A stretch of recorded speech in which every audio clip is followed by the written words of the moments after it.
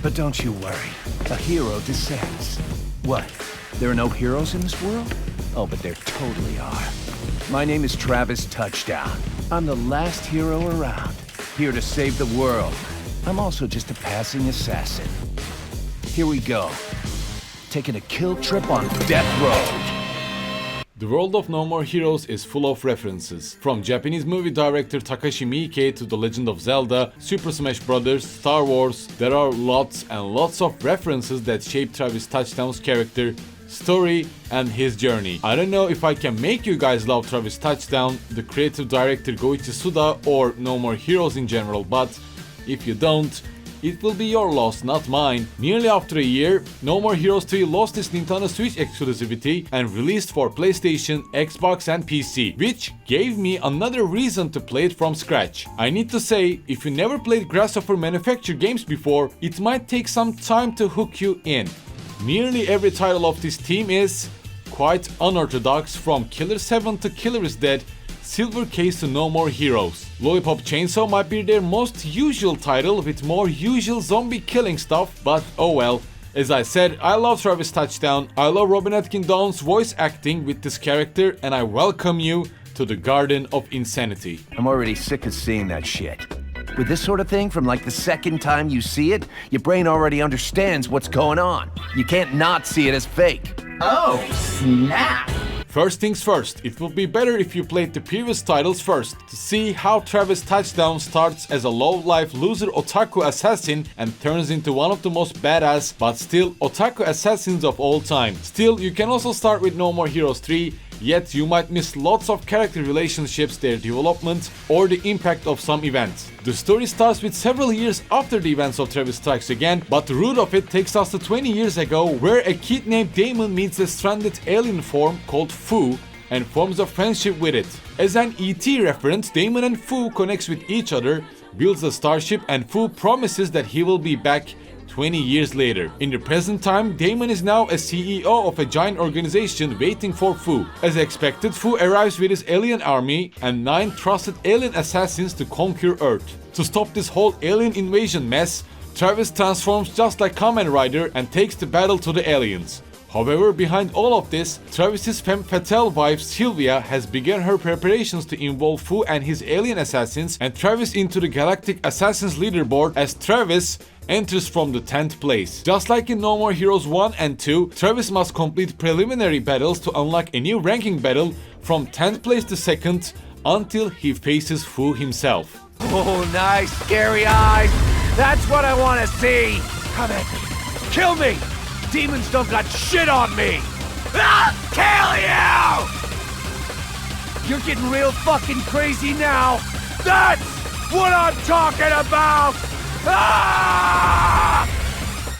From the 10th ranking battle to the 1st, No More Heroes 3 presents itself with full of different boss battles with hack and slash experience. Each boss has a different approach, different abilities, and sometimes with a different plot, let's say. A mysterious cyborg can one-hit one of the aliens to challenge you, or an old enemy from No More Heroes 2 can appear to battle Travis to death. Everything is possible, every plan of both Travis and Fu can be disrupted, and Travis just adapts himself in this mess. If you are new to No More Heroes, I would also advise you to play on normal difficulty at least, or if you feel patient and can handle some challenge, hard difficulty would also offer you a decent challenge, though do not expect a hack and slash experience like Devil May Cry or Bayonetta. No More Heroes 3 is more like a heavier combat that focuses on 1 versus 1 duels with perfect dodges, using your skills and keeping up your tension as high as possible. For No More Heroes 3, my critique here will be that there is no beam katana customization like in No More Heroes 1 and 2, or no additional death skills like in Travis Strikes Again. For that, I think the combat of No More Heroes 1 still wins the competition within the series. There are 4 different death skills that Travis can use, starting with Death Kick that is usable with the start of the game,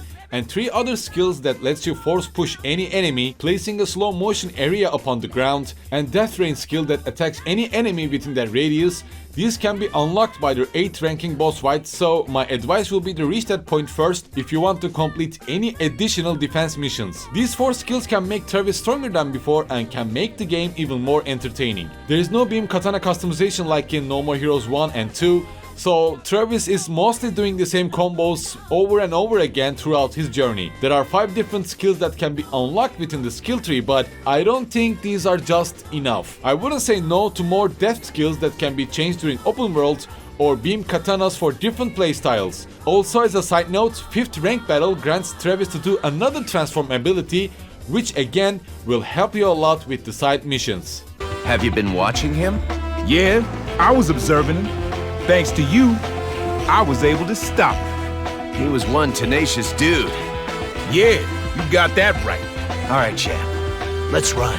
Do not expect a vast open world that is rich with contents or that feels quite lively. No More Heroes 3's open world feels empty and desolate, quite similar to the first game's condition. This is one of the main points that No More Heroes 3 actually feels like an indie game. Probably the whole budget goes to game's engine, cutscenes and animations, I believe. There are collectible stuff around the map like gathering scorpions, Deathman cards, planting trees or finding the kittens of Travis's cat Jean. These are mostly collectibles that can be done only if you're really into No More Heroes 3 and want to complete it by 100%. Also, comparing again with the previous titles, there is no clothing shop in No More Heroes 3, but there are t-shirt aliens that can give you new t-shirts to wear with their own conditions like clear 20 missions or do 50 wrestling moves kind of stuff. Again, there is no detailed glasses, jacket kind of clothing customization just like the previous titles, so other than changing your t-shirts, there is nothing much to change about Travis's appearance. If you really like No More Heroes 3 or Travis's Bizarre Adventures, you can go ahead and try to complete each defense mission. These can reward you with extra money that you possibly would not even need and some upgrade points to max out your skill tree. Completing every stuff, finishing the game and collecting everything can take up to 25 hours. However, if you only aim for the main story, do some defense missions to make Travis stronger and unlock some t-shirts and stuff, it can also take around 12 to 15 hours of gameplay time. But even so, You know, having a brother like you, it's fucking embarrassing. You retweaked asshole. how many times must I say this? I saw a movie about God, and it just flowed through me like electricity. I realized the anguish of having such a good-for-nothing little brother. If I were to talk about the references or the creative direction that Goichi Suda did, I think the words punk, unorthodox, bizarre and references would summarize what No More Heroes 3 is.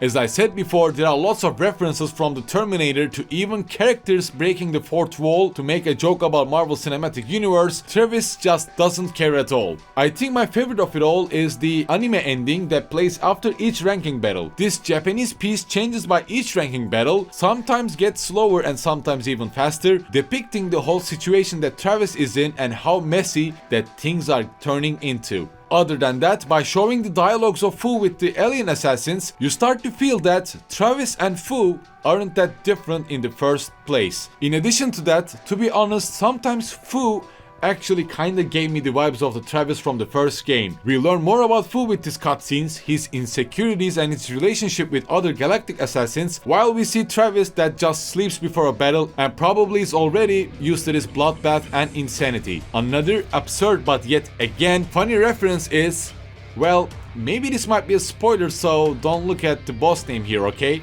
Don't. Are you ready? The very last boss sequence is a Super Smash Bros. Reference itself, a side-scrolling map with percentage health bars, and you basically send the last boss flying off to the map to see the game notice on the screen. I tend to get that Grasshopper team really enjoys making their own weird and unique game.